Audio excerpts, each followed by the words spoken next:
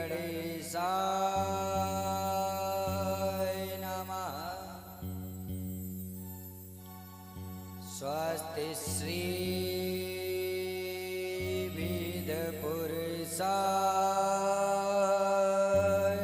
नमः। स्वस्ति श्री सरस्वती नमः। स्वस्ति श्री गुरुभ्यो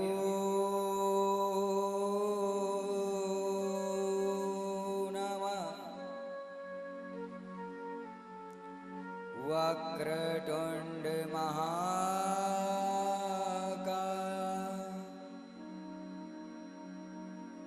सूर्यकोटि समप्रभा निर्विघ्नं कुरु मे देवा। सर्वकार्येषु सर्वदा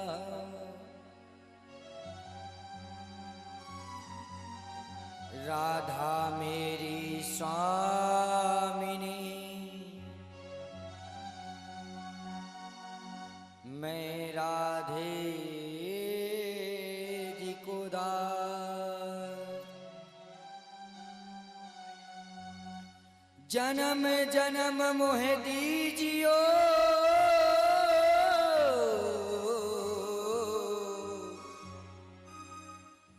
श्री वृंदावन को आस। बरसाने की राधिका नंदगांव का श्याम। उन दोनों के चरणों में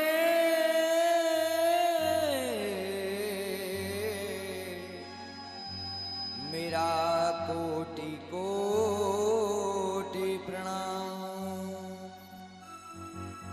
मेरा कोटि कोटि प्रणाम।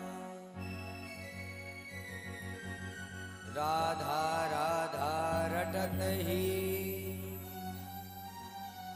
सब व्याधा मिट जाए।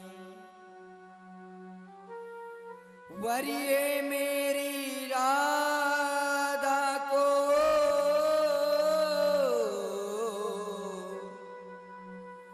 श्री श्याम शरण मिल जाए।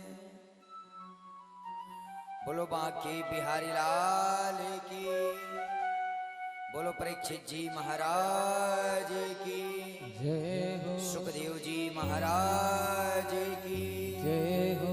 भागवत महापुराण की जय। स्थान के सभी देवी देवताओं की जय हो। पितृदेव महाराज की जय हो। जय जय श्री राधे श्री राधे। बोलो बांके बिहारी लाल की। बोलो सांवरे सरकार की। मुरली वाले श्याम की।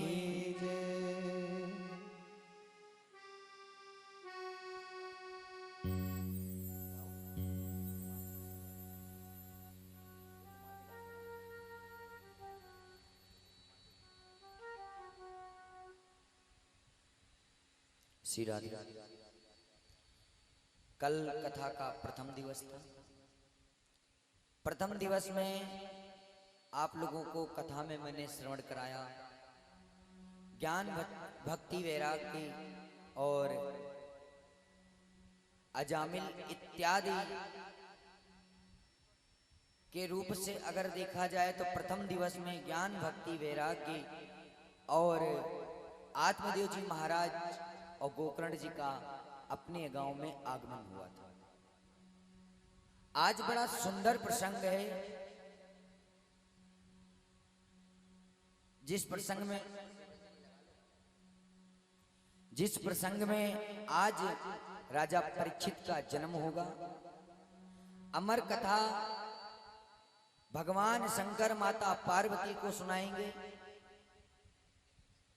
और सुखदेव जी महाराज का आगमन होगा। बोलो बांके बिहारी लाल की जय, बोलो सांवरे सरकार की जय। उसके पहले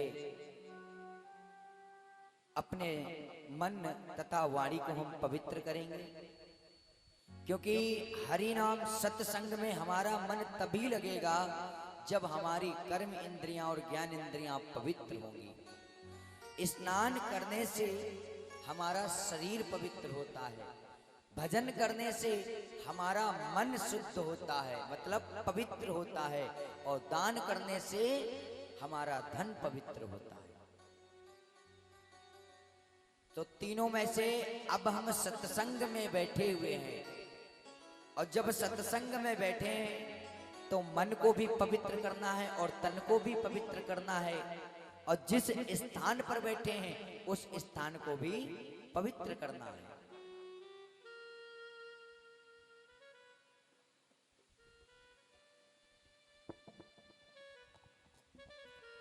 जैसे हम इस स्थान पर बैठ करके कथा श्रवण के लिए एकत्रित होते हैं, ऐसे ही जबकि भागवत में बताया गया है भजन इत्यादि जो होते हैं, भागवत में इतना भजनों का महत्व नहीं बताया गया है। भजन इसलिए कहते हैं क्यों हमें सत्संग में नींद ना आए, सुस्ती ना हमारे ऊपर असर करे, इसीलिए अपने हाथों से ताली बजानी चाहिए। अगर हमें कुछ वर्ड बोलने नहीं आते हैं तो हमें कोशिश करना चाहिए कि भजन हम अपने मुख से गुनगुनाएं। इसी से हमारे अंदर जो शरीर के अंदर जो पुर्जे हैं, भजनों से उनकी शुद्धता होती है। कहते हैं भगवान को धूप दीप दिखाओ, ऐसे ही एक प्रकाश है, इस प्रकाश में बैठ करके आप गुनगुनाओगे तो उसी की गुनगुनाहट से, उसकी झनकार से हमारे अंदर जो कर्म इंद्रियां, ज्ञान इंद्रियां हैं और 5 तत्वों से बना हुआ जो मेरा शरीर है, इनकी शुद्धता होती है। बोलो बांके बिहारी लाल की जय, बोलो श्रीमद् भागवत महापुराण की जय हो। मेरे सर पे रख दो कान्हा अपने ये दोनों हाथ, देना हो तो दीजिए जन्म जन्म का साथ। संसार के जो मनुष्य हैं ये आपका साथ छोड़ देंगे, लेकिन भगवान मेरे सर पे रख दो कान्हा अपने ये दोनों हाथ। और परीक्षित जी महाराज, जैसे ठाकुर जी हमें इस जन्म में सेवा दी है, ऐसे ही हमें पुनर्जन्म जब हो तब मुझे अपने ही सेवा में लगा के रखना।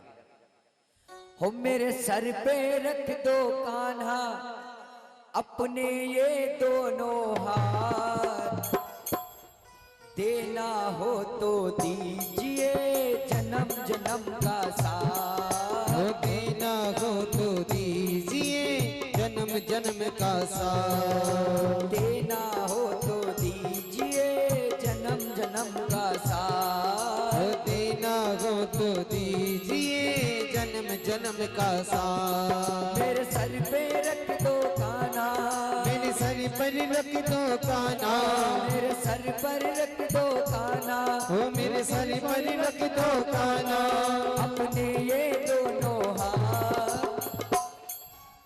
परिचित जी, हो देना हो तो दीजिए जन्म जन्म का साथ।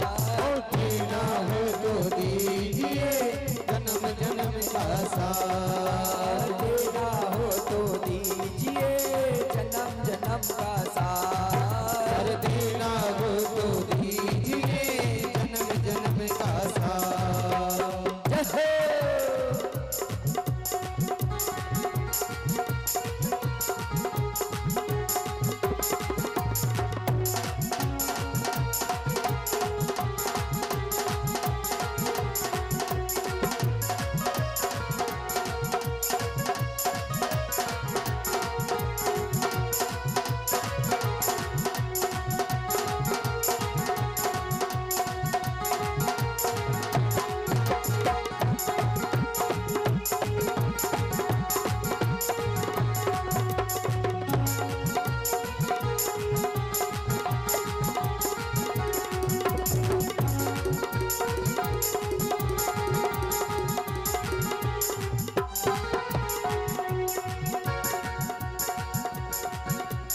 झुलस लगे हैं गम की धूप में, प्यार की छैया कर दो तुम।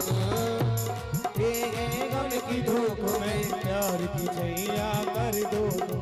अरे झुलस लगे हैं गम की धूप में, प्यार की छैया कर दो तुम। वो झुलस रहे हैं मन की धूप में, प्यार की छैया कर दो तुम। अरे बिन माझी के नाव चले ना, अब पतवार पकड़ लो तुम। ब्रह्मा जी के नाव चले ना, अब तक हाथ पकड़ लो तुम। ओ मेरा रसिता रोशन कर दो, रोशन कर दो। ओ मेरा रसिता रोशन कर दो, छाई अंधियारी रात। देना हो तो दीजिए जन्म जन्म का साथ। देना है तो दीजिए जन्म जन्म का साथ। अरे देना हो तो दीजिए जन्म जन्म का साथ। देना है तो दीजिए जन्म जन्म का साथ।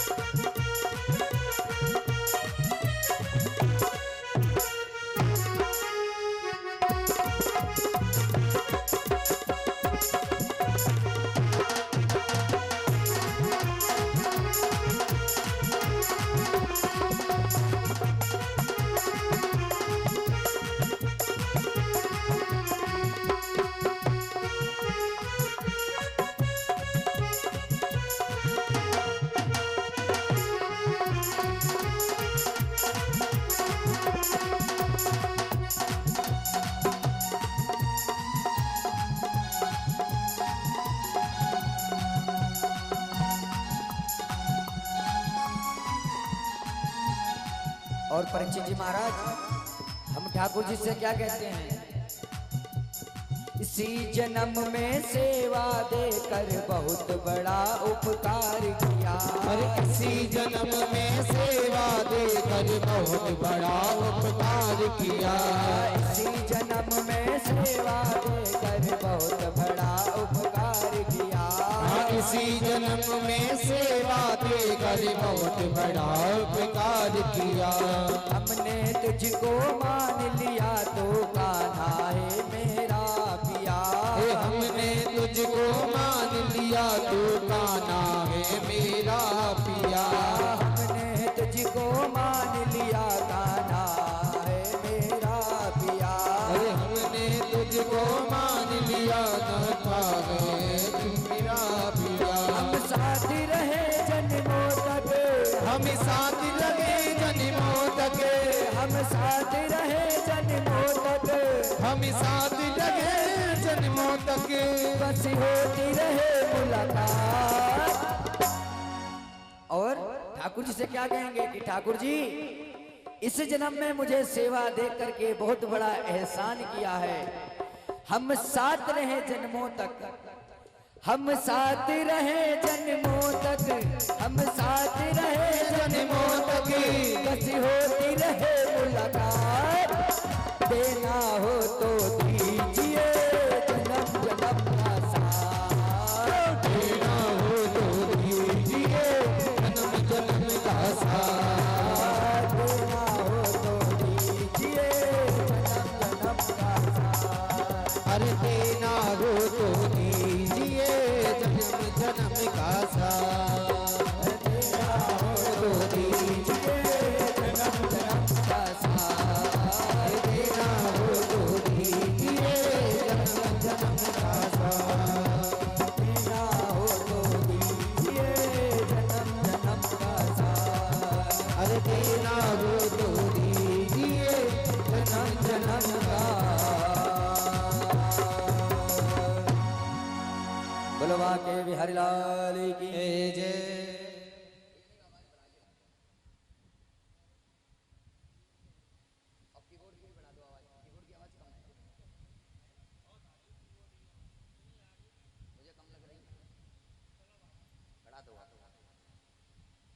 श्री राधे।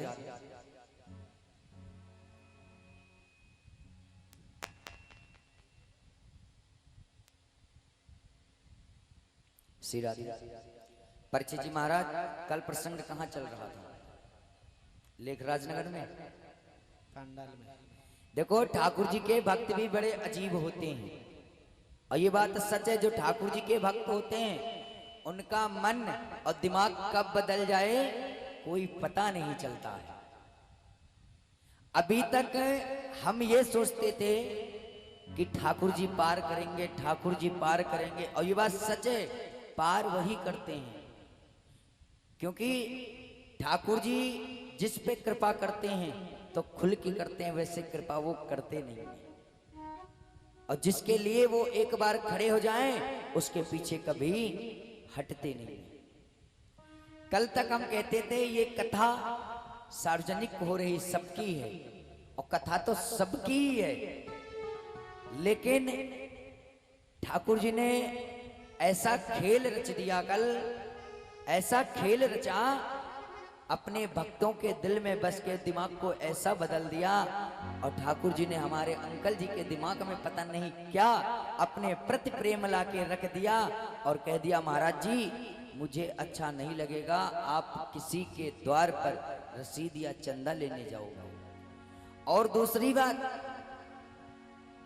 कहा कि ना तो प्रसाद की व्यवस्था किसी से कहो, अब जो भी है कथा का, अब ये कथा स्वयं मेरे नाम का संकल्प है, और इस संकल्प को मैं पूर्ण करूंगा, किसी के द्वार पर नहीं जाना है।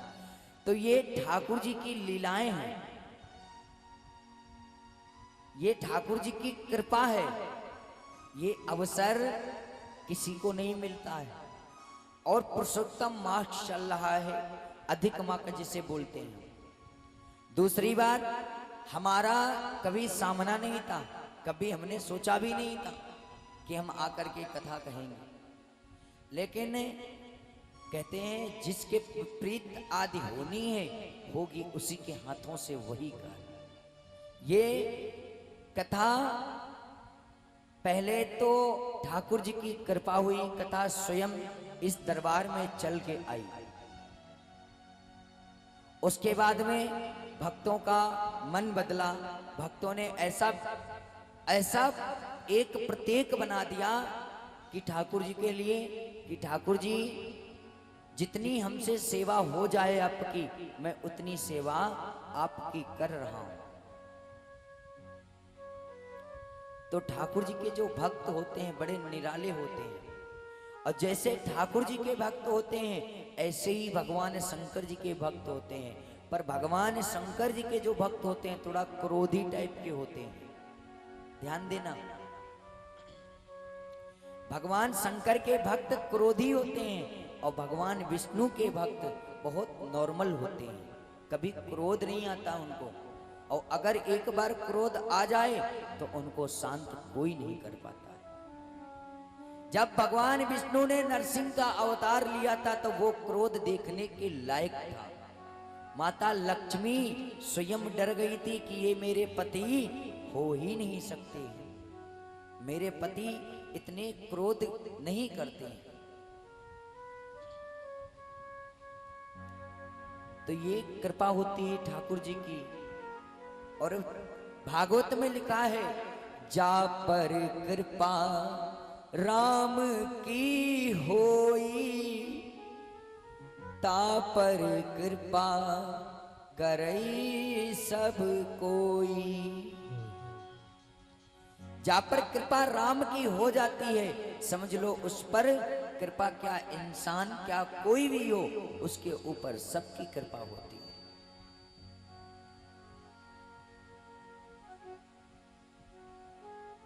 परीक्षित जी महाराज, कल प्रसंग गोकर्ण जी महाराज ने अपने भाई की मुक्ति का उपाय किया था। इधर सूत जी महाराज कहते हैं, राजन आप मुझे ये बताओ कि जब आपने मुझे कल कथा श्रवण कराई थी कि किसी व्यक्ति की अकाल मृत्यु हो जाती है या पाप कर्म करते करते उसकी मृत्यु हो जाती है, तो मुक्ति का उपाय क्या हो सकता है? सूत जी महाराज कहते हैं, राजन अगर पुराणों पे हम ध्यान देते हैं तो उनकी मुक्ति के लिए सिर्फ एक ही साधन है, जिसको हम एक जगह बैठ करके तन मन से कथा को श्रवण करते हैं, फिर भी हमारा ये मन भटक जाता है तो कथा में त्रुटि आ जाती है। लेकिन पितृ इत्यादि अकाल मृत्यु जिसकी हुई हो, प्रेत योनि में जो पड़ा हुआ हो, जिनकी मुक्ति नहीं हुई हो, अगर वो 7 दिन आसन दे करके उनको अगर 7 दिवस तक कथा श्रवण कराई जाती है तो उनको भगवान के द्वार में मोक्ष जरूर प्राप्त होता है। इधर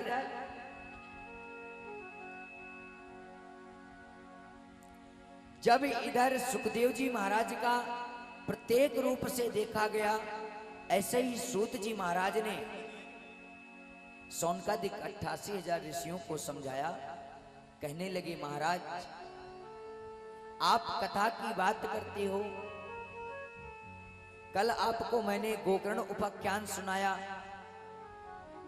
और आज बहुत पवित्र प्रसंग है जिसको सुनने से आपका मन भी गदगद हो जाएगा। कहने लगे, सुखदेव जी महाराज के प्रति कहने लगे कि महाराज, क्योंकि मनुष्य के कथा से ही भगवान की कथा उदय होती है, और जिस मनुष्य का परिचय एक बार भगवान से हो जाए उसका जीवन हमेशा भरपूर आदि फलित होता है।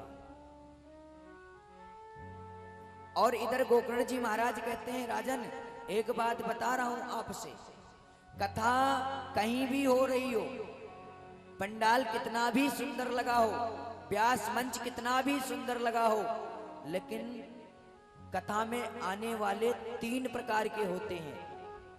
कहने लगे, महाराज कैसे? कहने लगे, पहला तो एक श्रोता, और दूसरा श्रोता, और दूसरा श्रोता, 3। अब श्रोता का मतलब क्या हुआ? कथा पंडाल में आए, कूलर की हवा में लग गई, कहीं कहीं तो भैया वाटरप्रूफ लगा होता तो एसी भी लगी होती है, कूलर की हवा में लग गई, घूंघट को नीचे कर लिया और कथा में, कथा तो चल रही है, अब आनंद ही आनंद आ रहा, लेकिन घूंघट की आड़ में नींद पूरी हो रही है। सबसे पहले तो ये हुआ श्रोता। अब चलते हैं श्रोता की बात करते हैं। अब कथा पंडाल में आके बैठ गए, कहने लगे, पड़ोसी के पास बैठे भैया बंधु बैठे हुए हैं, कहने लगे, भैया यार कथा में सब चीज तो बढ़िया है, व्यवस्था तो बहुत अच्छी है, लेकिन थोड़ी सी दिक्कत है। कहने लगे, क्या? कहने लगे, व्यास गद्दी भी बहुत अच्छी है, डेकोरेशन भी बहुत अच्छी है, लेकिन व्यास जी महाराज जो कथा कह रहे हैं कथा मुझे समझ में नहीं आ रही है। और या तो ये कह दिया कि महाराज कथा भी अच्छी कह रहे हैं लेकिन बजाने वाले अच्छे नहीं हैं। अगर बजाने वाले भी अच्छे हैं,